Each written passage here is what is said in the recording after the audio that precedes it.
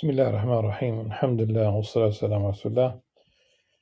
We continue reading from Mizan al-Amal, the Criterion of Action by Imam Al-Ghazali rahimahullah. ونفعنا بعلوم في الدارين.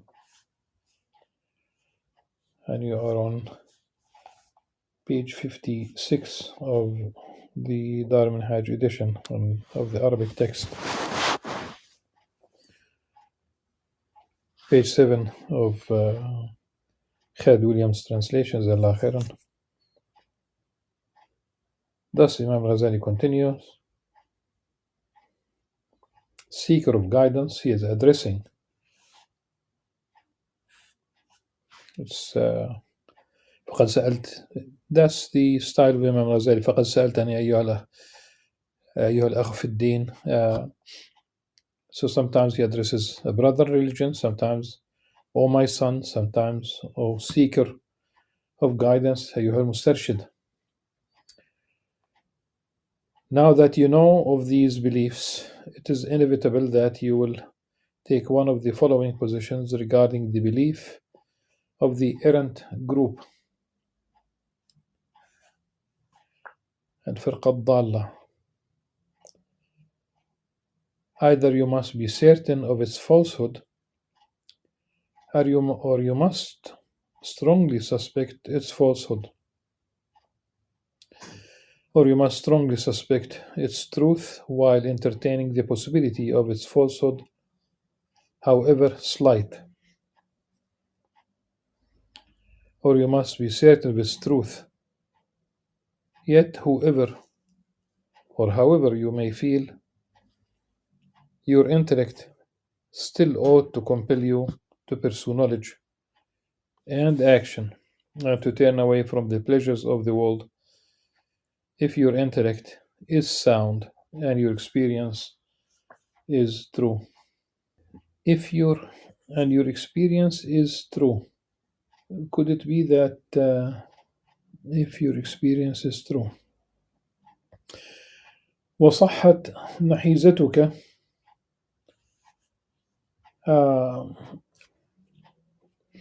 النحيزة is the natural disposition, it's one's nature, and the plural is nahaiz.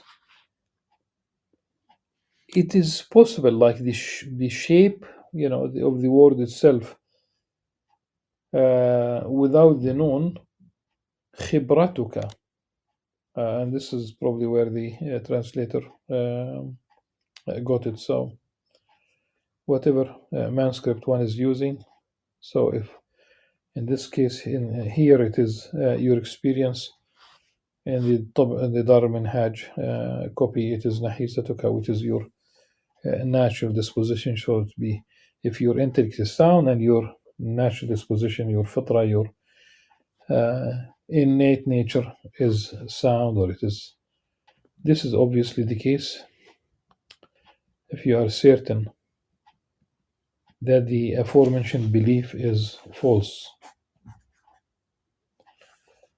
However, if you only suspect it to be false, then your intellect still ought to encourage you to pursue the hereafter, just as the intellect encourages one to undergo the hardships of sailing the ocean in the pursuit of profit. Like as a businessman. Likewise, when a young person pursues an education to seek power in the form of a government role or some other lofty position, he is prepared to endure the difficult years of study in order to achieve those ends, though they are only suspected and not guaranteed. Suppose that a worldly person suspects that alchemy is real, though he is aware of the possibility that it might not be.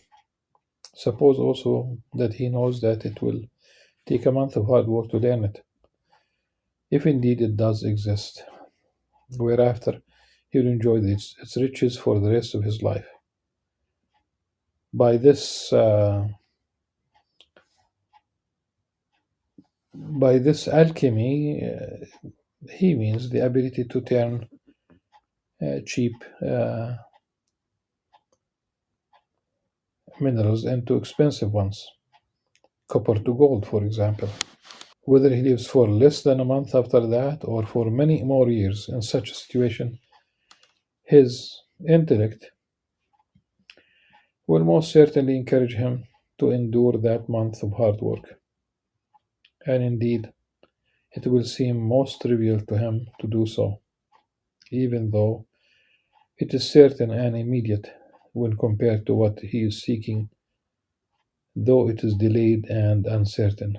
Yet, if you strongly suspect that this belief is true, but you still allow for the possibility that the prophets, saints, and scholars, and of course the saints are the awliya, if all of if all of these were truthful, even if that possibility seems remote to you, then your intellect still ought to encourage you to follow the path of safety and avoid such terrible peril. Suppose you are the neighbor of a king and you are able to do some work on his private land that you suspect will be pleasing to him, and for which he might reward you with a robe and a dinar. However, despite this suspicion on your part, there is still the possibility that he might be displeased with you and have you arrested, disgraced, and punished for the rest of your life.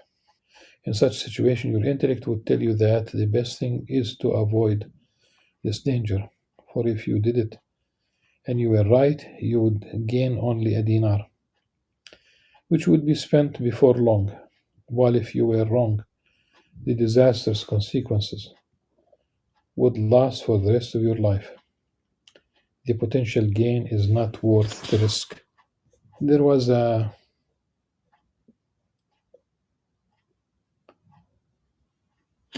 real case of a woman from Singapore who did business with a sultan from Malaysia. In Malaysia, there are each state has a sultan, and they do elect one of them. So all of them will ultimately, if uh, they will become the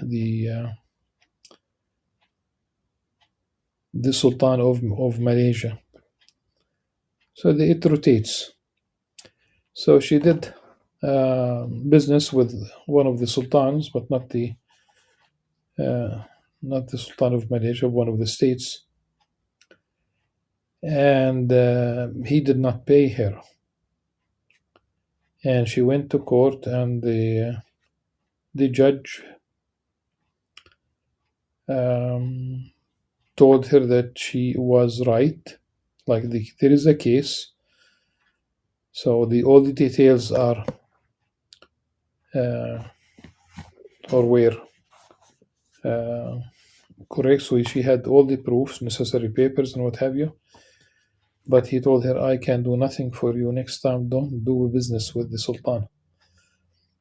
It's it's a failure of the legal system. This is not just, but that's not what I'm, why I'm mentioning this story.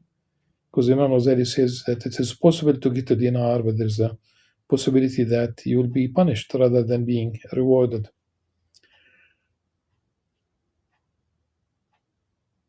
Your intellect will tell you, do not venture into this danger.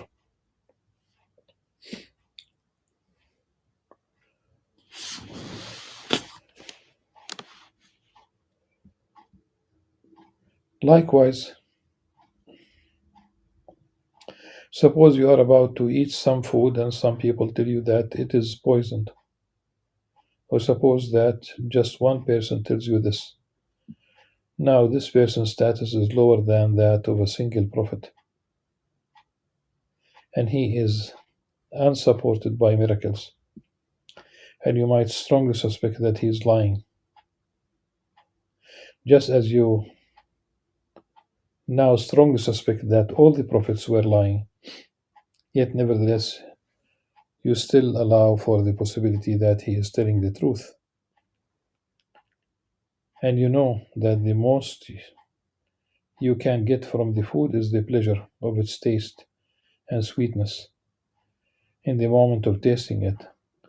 While if it really is poisoned, you will die. Again, your intellect will tell you to avoid the danger if you are an intelligent person.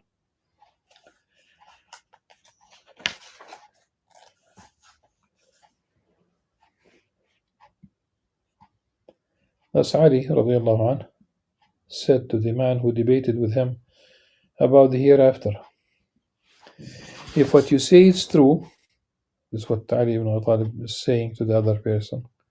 If what you say is true, we are both saved. If what I say is true, you are damned and I am saved. This is because the debating him about the hereafter, denying the hereafter. If there were no hereafter, then everyone will be saved from hellfire, and because there is no hereafter. But if it's true, if it proves to be true that there is paradise and hellfire, and people will be punished, especially those who do not believe, then this person will be damned.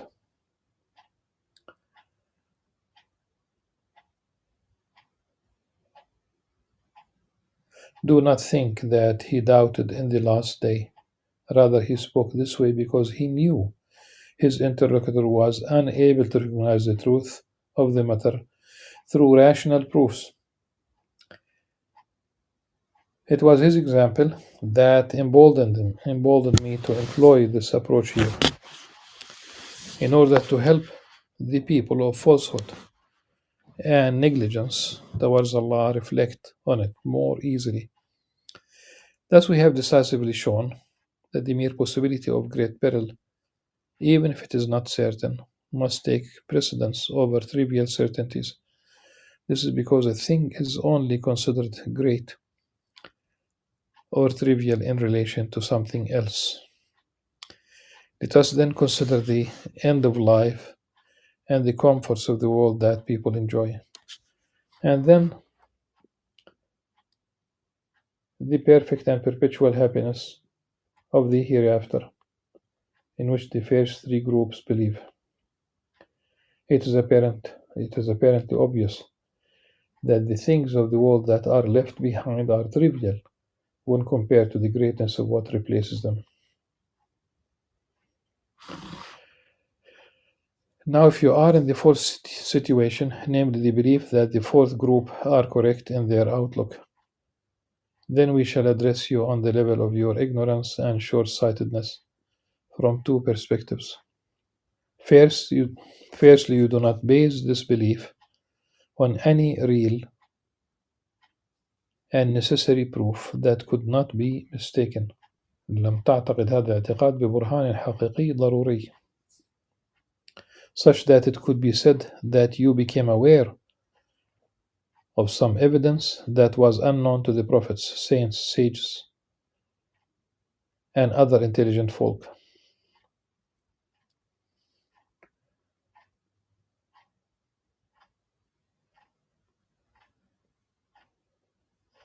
So if those people were subject to error, despite their great numbers, profound knowledge, far-reaching insight, and the many miracles of their prophets, why should you deem your own belief to be infallible?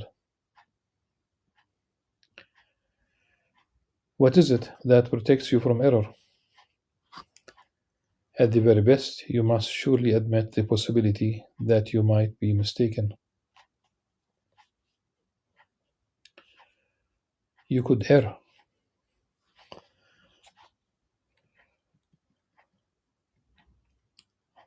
A narcissist would never admit this.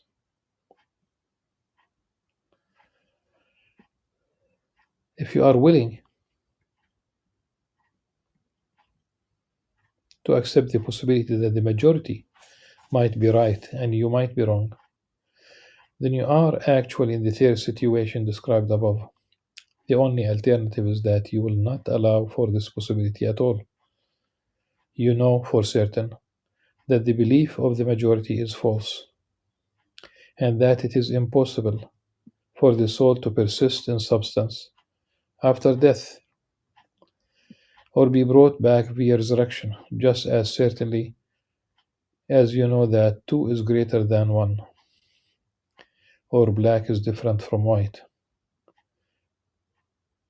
Now, this can only be the result of an imbalanced temperament, a deficient mind, and a person this foolhardy is unlikely to accept any remedy for this ailment. It is of such people that Allah subhanahu wa ta'ala says, they are like cattle, nay, they are even further astray. أولئك كالأنعام بل هم أضل.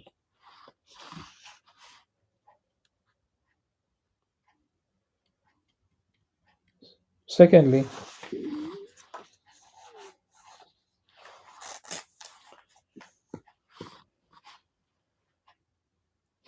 the fact is that although this group denied the existence of otherworldly happiness, they do not deny the existence of happiness in this world. The greatest forms of worldly happiness are honor, dignity, station,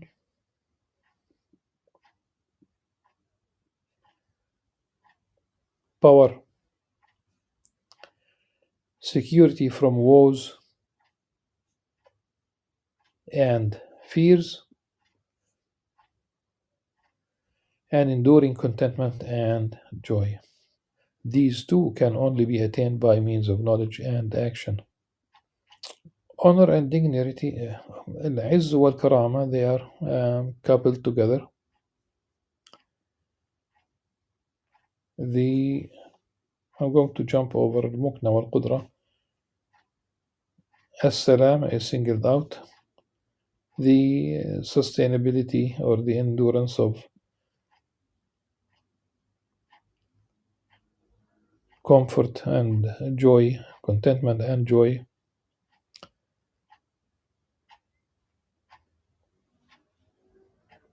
It is comfort, really.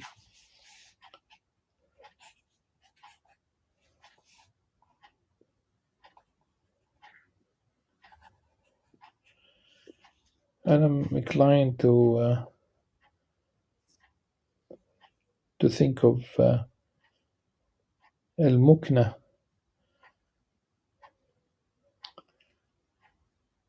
Maybe it's not station.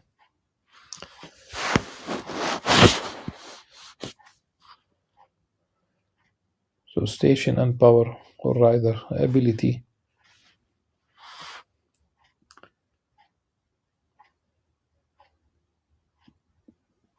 التمكين, really the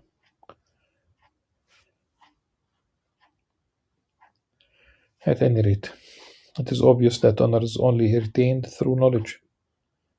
For a person of knowledge will not accept impotence and indolence simply because his rulers might display it themselves.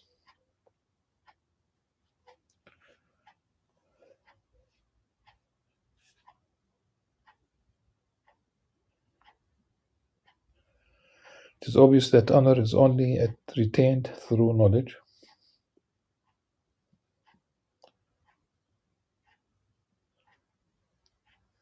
For a person of knowledge will not accept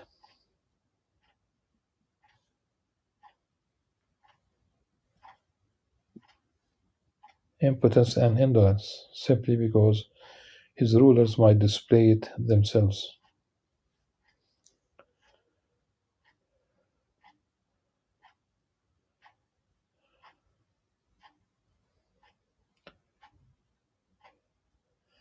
It's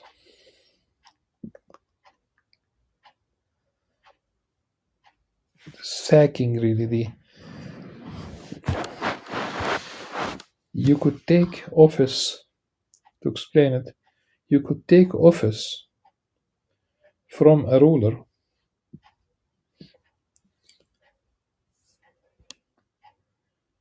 There are uh, there are rulers for life. There are leaders, and it's understandable when you have a king. Okay, that's really for life.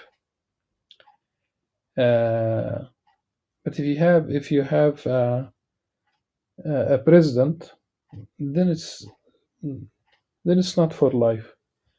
Right now, at this stage, there are calls for reform uh, that will make retirement mandatory. You cannot go on for life as president, as you cannot simply stay in office. كعزل الولاة, sacking really the rulers.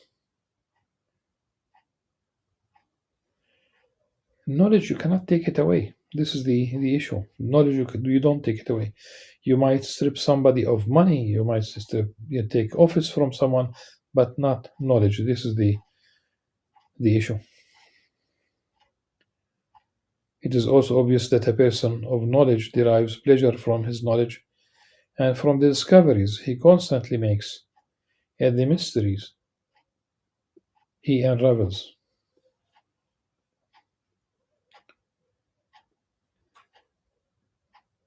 especially those that pertain to the dominion of the heavens and earth and to divine matters.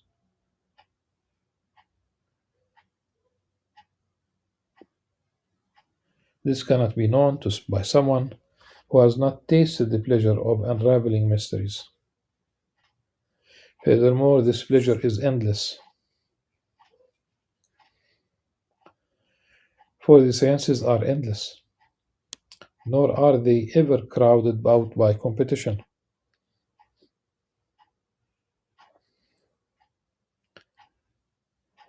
For there is more than enough information for those who seek it, no matter how numerous they may be. Indeed, the learned person is more comforted the more peers he has, provided his goal is purely knowledge and not worldly advantage or power. No monopoly. For it is the things of the world that are crowded out by competition, while knowledge only expands further the more people seek it. So if you have students, the more students, the better. That's how it gets expanded.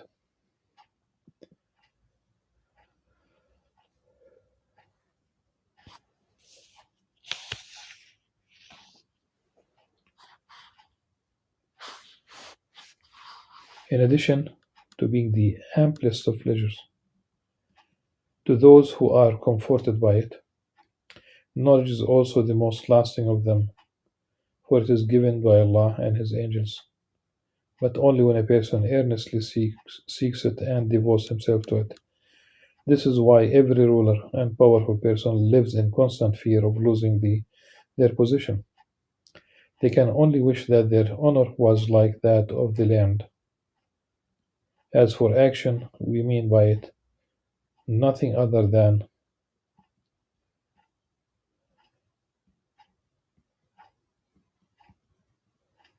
the vigilant battle against the appetites of the soul, and controlling one's anger, and taming the attributes so that they become servants to the intellect instead of its masters, subdue to its cause, and assisting it in achieving its ends.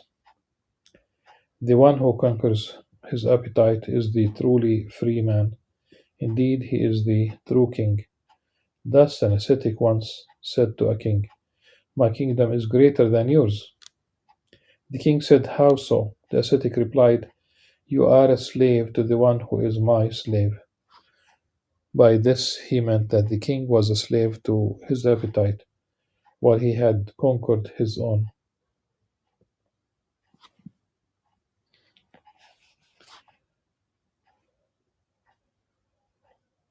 The one who is slave to his appetites and cannot tame and conquer them is by nature a slave and a captive. He will live in constant suffering and perpetual toil. If he achieves his purpose one day, he will fail it the next. Even when he does succeed, it will only be after enduring unavoidable perils and hardships. To restrict one's appetites is to restrict the means of anxiety, and there is no way to do this except with self discipline and struggle. This is the meaning of action. The best situation of a person can be in then is to be a person of knowledge and action. This is true even for those who believe that happiness exists only in this world, for the world does not give itself willingly to anyone.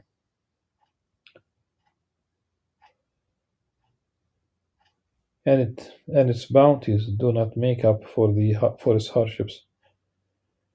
The one who indulges his appetites and refuses to exercise his intelligence will be miserable in this world, by the agreement of all, and miserable in the hereafter too, by the agreement of the first three groups, and with the dissent of none but a rabble of fools of no account who cannot by any means be included in the ranks of the intelligent. We have established, then, that preparing for the hereafter with knowledge and action is a rational necessity, and that only an ignorant person would be negligent about it. Why is it, you might then ask, that most people are indeed negligent about it, even though they believe in the hereafter? The answer is that it is because they fail to reflect on the matters we have discussed and are oblivious to them most of the time. This obliviousness will not loosen its grip on them as long as their appetites continue to nag at them, which they always will. Nothing can wake nothing can wake them from this stupor but a righteous reminder. And there are precious few of those, and those few that do exist are usually ignored, even when they are not ignored, and their teachings inspire people in the moment with the resolution to devote themselves to obedience in the future. Before long, another appetite raises its head, and the brief moment of wakefulness is forgotten. The veil of obliviousness falls once more, and the intelligent person reverts to his waywardness. Each person, each person continues in this way until death comes, when it is too late to do anything but mourn for what has been lost, to no avail. We seek refuge with Allah subhanahu wa ta'ala from obliviousness, for it is the root of every sorrow. The next topic is بيان أن طريق السعادة هو العلم والعمل. The path to happiness is knowledge and action, and we will deal with that tomorrow inshallah. Until then, سبحانك اللهم وبحمدك نشهد أن لا إله إلا أنت نستغفرك ونتوب إليك والسلام عليكم ورحمة الله وبركاته.